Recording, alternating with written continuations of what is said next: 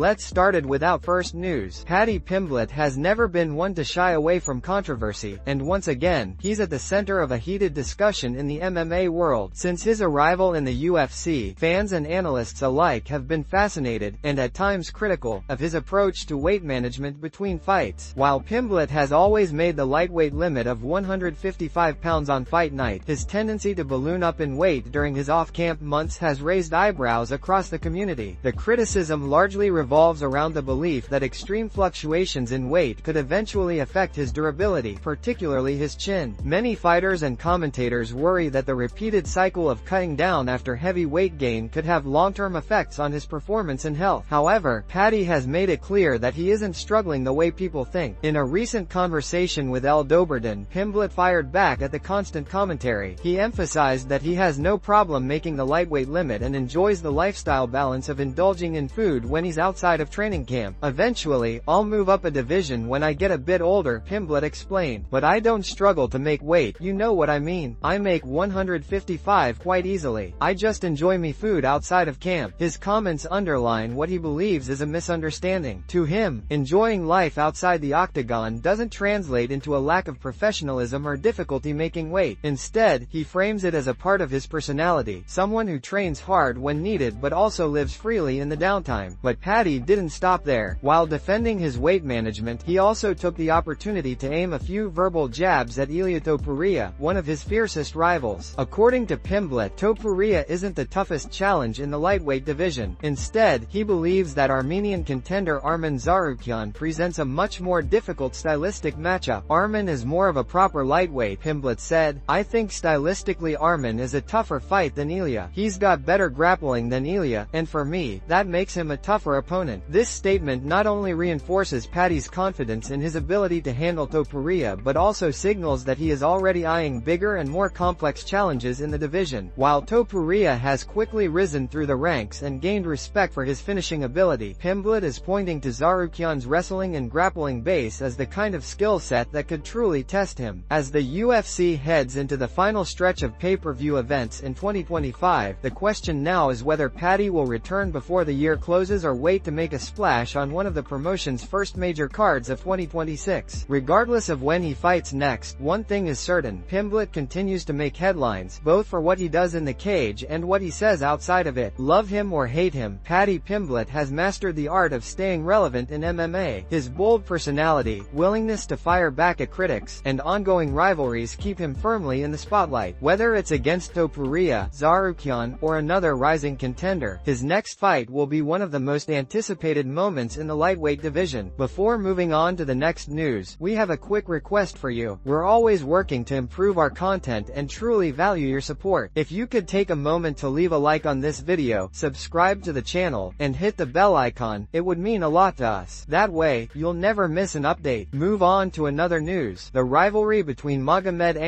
and Alex Pereira continues to escalate, with tensions spilling beyond the octagon and into the UFC Performance Institute. Recently, Pereira claimed in a YouTube video that Ankalaev had been hiding from him inside a small room at the PI, avoiding direct confrontation. Pereira went even further, labeling Ankalaev a fake champion, comments that quickly made waves in the MMA community. It didn't take long for Ankalaev to respond, and when he did so with intensity. Taking to X, formerly Twitter, the Russian light heavyweight fired back at Pereira, making it clear that he's not intimidated and is more than willing to meet him head-on inside the octagon. This clown who I'm fighting said I was hiding from him, Ankalaev wrote. I'm giving him a rematch, and he should be very grateful. I whooped him for 5 rounds and did everything I wanted to him during that fight. Let's focus on fighting and not trash talking. Ankalaev's comments reference their previous meeting, a grueling contest where many observers felt his dominance was clear. Despite Pereira's reputation as one of the most dangerous strikers in the sport, the Russian went on to highlight Pereira's history of being stopped in fights, making it clear he intends to add to that record. This guy has been knocked out 3 times in his career, Ankalaev continued. I've never even been knocked down. This time, I'll give him his 4th knockout. End of story. Don't talk too much. One way to the tire shop after this fight. The pointed remark about a tire shop was Ankalaev's way of implying that Pereira's durability is wearing down like an overused set of tires. For Ankalaev, the message is simple: Pereira's best days may be behind him, while his own dominance is just beginning. This heated back and forth 24th sets the stage for what promises to be one of the most high-stakes rematches in the UFC light heavyweight division. Pereira, known for his devastating left hook and championship pedigree across 2 divisions, is determined to prove that he is the rightful champion and silence critics who question his all-around MMA skill set. Ankalaev, on the other hand, sees himself as the more complete fighter, equipped with striking, grappling, and unbreakable durability. The UFC Performance Institute confrontation is just the latest spark in their feud, but it underscores how personal this rivalry has become. Pereira thrives on psychological warfare, often looking to unsettle opponents before the fight even begins. Ankalaev, however, appears unmoved, brushing off Pereira's antics as nothing more than empty noise. As fight night approaches, the stakes could not be higher. Pereira will be looking to reclaim dominance and shut down doubts about his ground game, while Ankalaev is eager to cement his place as the true king of the light heavyweight division by silencing Pereira once and for all. Regardless of who comes out on top, one thing is guaranteed: the Octagon isn't big enough for both men's pride. Their upcoming showdown promises fireworks, not just because of their clashing styles, but because both fighters are fueled by the raw emotion of a rivalry that keeps intensifying with each passing day. Move on to another news. Khamzat Chimaev, one of the UFC's most feared welterweight and middleweight contenders, recently shed light on a fiery sparring session with newly crowned UFC champion Ilia Topuria. The revelation came during an interview filmed by his close friend and Russian vlogger, Adam Zubayev, who often documents Chimaev's life in the United Arab Emirates, where Boers has been training as he prepares for his first official UFC title defense. The conversation began with a reflection on UFC 308, where Chimaev had secured a dominant victory over Robert Whittaker. That same card was headlined by Ilia Topuria, who shocked the MMA world by finishing Max Holloway and claiming UFC gold. When asked about Topuria's performance, Chimaev praised the Georgian-Spanish fighter for his composure and execution against one of the sport's most durable veterans. He had a solid performance that night, Chimaev said. Getting a finish over Holloway was impressive. It's a great achievement for Georgians, having a UFC champion in 2 divisions. But what caught fans' attention wasn't just the compliment, it was Chimaev's casual admission that he and Topuria had recently sparred together. Despite their differences in weight and size, Chimaev revealed that the session was anything but light. "I've trained with him a few times before, and recently he dropped by the gym while visiting Guram Kutaladze," Chimaev explained. "We did some sparring, and sometimes I forget I have a fight coming up, so I end up going all out like in regular training. He tried to push the pace, so I cracked him with some hard shots and then took him down. Let's not talk about what I did after that, it's not necessary." The Guram Chimaev referenced is Guram Kutaladze, another talented Georgian fighter and longtime teammate of Chimaev. Guram shares a close friendship with Topuria, and it was during one of these training visits that the unexpected sparring session between the 2 champions in the making took place. Footage of Chimaev and Topuria working together at the All-Stars Training Center in Sweden had already surfaced online in the past, but Chimaev's recent comments confirm that their exchanges inside the gym have been even more intense than fans imagined. The idea of 2 of the UFC's rising superstars clashing behind closed doors naturally fuels speculation. While both men currently fight in different divisions, Chimaev at welterweight and middleweight, and Topuria at featherweight, fans can't help but wonder if their paths may cross competitively one day, especially with Topuria teasing a move up in weight in the future. For now, however, Chimaev insists his focus remains on his upcoming title defense, while Topuria is riding high on his monumental victory over Holloway. Yet the sparring session serves as a reminder of the level of talent, competitiveness, and pride that drives these elite fighters, even when the cameras aren't rolling. As Chimaev put it, he doesn't hold back in training, and for Ilia Topuria, that meant experiencing firsthand just how relentless Boers can be, even in what's supposed to be a friendly sparring match. Move on to another news. Conor McGregor has once again made headlines, this time with a bold and extravagant demand ahead of his rumored return to the Octagon. The former 2-division UFC champion is expected to be featured on the highly anticipated UFC White House card, an event Dana White himself recently confirmed will likely include McGregor facing Michael Chandler. But true to form, the Notorious is not content with simply making an appearance. He wants it on his own terms, with a price tag that has the MMA world buzzing. Earlier this morning, McGregor took to social media to issue a striking statement. He demanded a staggering $100 million purse for the White House fight, along with 100 golden visas for his family and close friends. In his words, $100 million million to fight at the White House, along with 100 US golden visas for myself, my family, and friends. I look very forward to entertaining the fight world once again, a pleasure I never take for granted. This declaration immediately set the combat sports community ablaze. The demand reflects McGregor's larger-than-life persona, one that has always pushed the boundaries of what fighters can negotiate in the UFC. While it remains unclear whether Dana White and the promotion will entertain such lofty requests, one thing is certain: McGregor has once again shifted the spotlight entirely onto himself. Not stopping there, McGregor followed up with an emotional message that gave fans a glimpse into his mindset ahead of a potential comeback. He expressed the raw aggression and intensity he feels heading into fight camp. "I have so much aggression built up that I must release. I will throw harder and more venomous than I have ever thrown before. I've been punching incredibly harder in my most recent preparations, and I delight in the thought of doing it live again. My shots whistle through the air like rockets. It's why and how I hold every physical record in the entire book of fighting. See you soon, kids." The statement serves both as a warning to Chandler and as a reminder of McGregor's unmatched ability to generate excitement. He framed his return not just as another fight, but as a global spectacle, one that justifies the extraordinary financial demands he's placing on the UFC. Adding to the frenzy, McGregor released fresh training footage showcasing his explosive striking and pad work. The clips spread quickly across social media, sparking renewed debate about whether the Irish superstar can reclaim his old form after years of inactivity, injuries, and high-profile ventures outside the cage. For UFC fans, the stakes couldn't be higher. The UFC White House card is already being billed as one of the most unique and historic events in combat sports history. If McGregor headlines it, especially under such unprecedented financial terms, it could become the most lucrative and widely discussed fight in UFC history. The question now is whether Dana White and the UFC brass are willing to meet McGregor's sky-high demands. While McGregor remains the sport's biggest draw, a $100 million